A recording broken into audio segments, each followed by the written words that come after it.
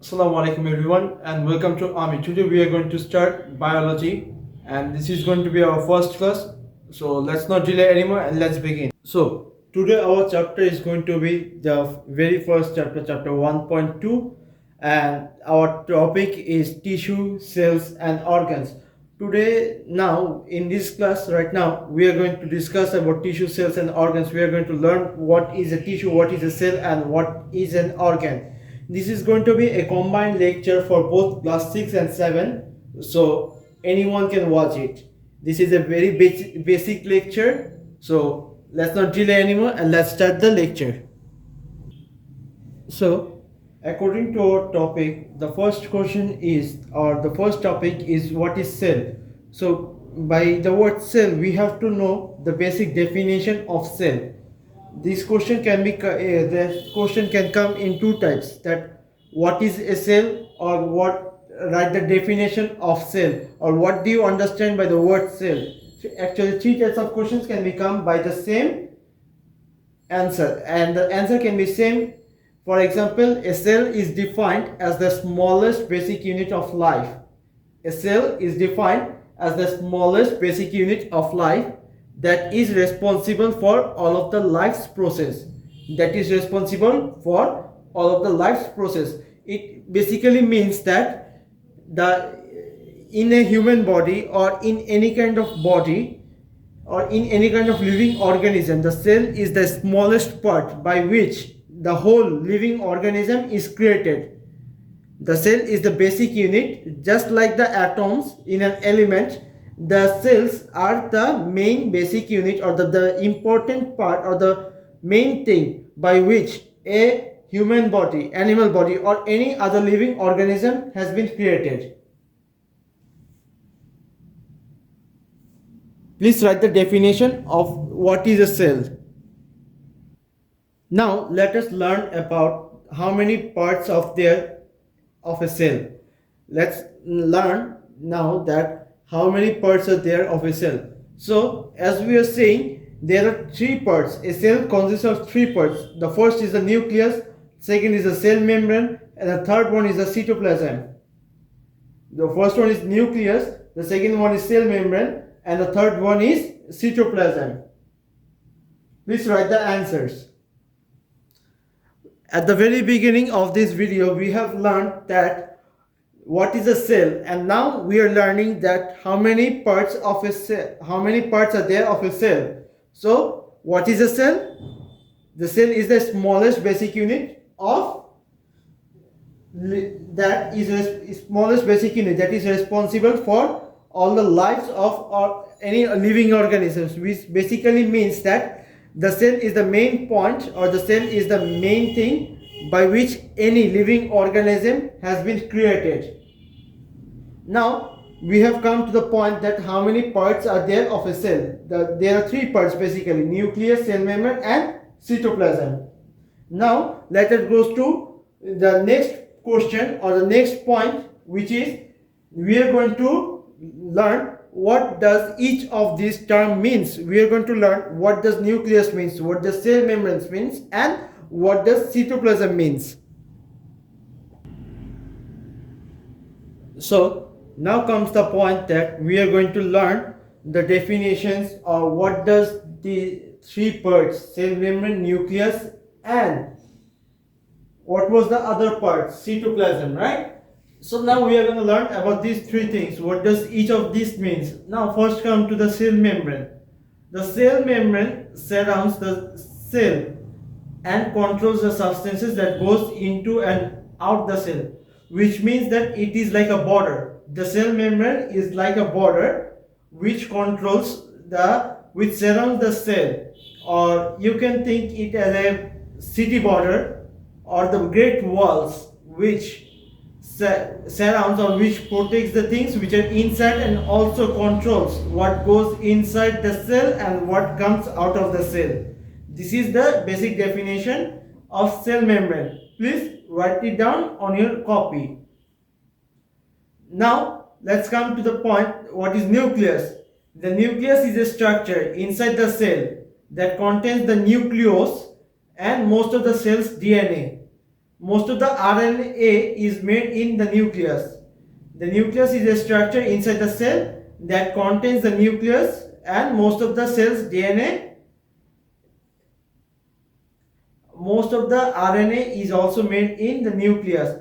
It basically means that the structure of a nucleus contains the substance named nucleus, and it is the basic definition, or it is the basic carrier of DNA. The DNA which a human body or any specific living organism have, the nucleus of a cell contains it, and most of the RNA is also made in the nucleus. Now we are going to learn about cytoplasm. Now we have come to the point that what does cytoplasm means. The cytoplasm is the liquid inside the cell. There is a liquid kind of substance, there is a jelly like of substance in the cell, not exactly jelly, but it's a kind of liquid which runs around the cell. That liquid is known as cytoplasm. When you're going to open your book, you're going to see a diagram of animal cell, or two diagrams of animal cell. One is animal cell and another one is plant cell. You are going to see they have been marked. The cytoplasm have been marked in the book accurately. So now let's learn about the second topic of this chapter, which is what is a tissue. We are going to learn about tissues right now. These are the very last things we are going to learn today, which are what is a tissue and what does an organ means.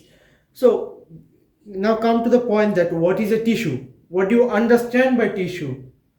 Is it the tissue we use, or is it the in a paper napkin we use? No, it's not like that. It's a different kind of tissue which lives or which is inside any kind of living organisms. See, I have written the definition here, which states that a tissue is a group of cells. A tissue is a group of cells with similar structure and performs a specific function. It should be function, not functions. Let me correct it. It states that a tissue is a group of cells with similar structure and performs a specific function. By this line, the definition is trying to say you that a group of cells, it can be 5, it cannot be actually 5, but it can be 100, it can be 200, it can be 500, or it can be 5, it can be 6. When they join together, they make tissues. They make a tissue. It is kind of when more than one atom, it's like chemistry, more than one atom joins together, they make a molecule, right? When more than one atoms join together, they make a molecule. In the same way, when more than one single cell joins together, they make a tissue. And all the cells have to be of similar structure. Like at chemistry, atoms can be of anything to form a molecule. For example, for water, there are 2 atoms of oxygen and 1 atom of hydrogen. See, there are 2 different elements, right? But 2 different elements which are 2 different things. But here, the cells have to be the same kind of cells. The same kind of cells with a similar structure. It cannot be different. For example, which means that it cannot be of 2 different types, and performs a specific function. And performs a specific function means that it is designed by the body to perform a specific function, like closing of your eyes when light is shown to it. The cells of your eyes contract, the cells of your eyes shrink or contract when light is directly shown onto it, right? In the similar manner, the cells of your hand, their work is to move. Their work has been set by the human body. In a similar way, the tissues work. When a group of cells work, the tissues also work the same thing. Now let's come to the point that what does an organ mean? Organs are a group of tissues in a living organism that have been adapted to perform a specific function. Like the tissues, the organ is the same thing, but where in there is a slight difference. The slight difference is that a group of cells used to make a tissue, but here a group of tissue makes an organ. For organs like eyes, our stomach, our heart, our kidney, lungs, etc. All the human body parts. For example, more examples like the brain, the bones, they all are made by cells, right? And now the organs are like the eyes, the heart, lungs, kidney, liver, stomach, intestine. They are the organs of a human body or any kind of living organisms except unicellular creatures like bacteria and something like that. They does not have any kind of intestine or something like that. But for animals and humans, these things are common. So a group of tissues, when they join together, they form an organ. And as we know that all the tissues and all the cells have to be similar, which means that they work in the same manner.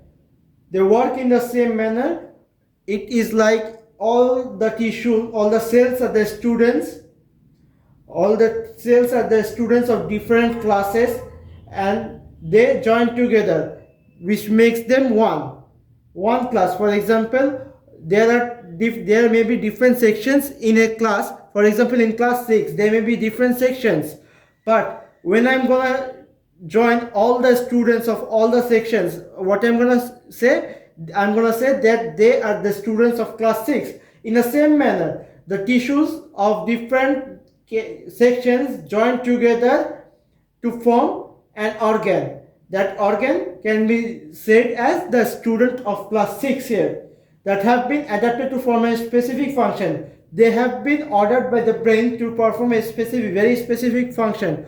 For example, our stomach has the very specific function, which is to digest any kind of food which have been chewed and put there, right? What is the function of our heart? The heart function is that to pump blood to whole body. The function of heart is to pump blood to whole body. This is the specific function which I have been talking about. So let's end the class here today, and we hope to meet you guys next time.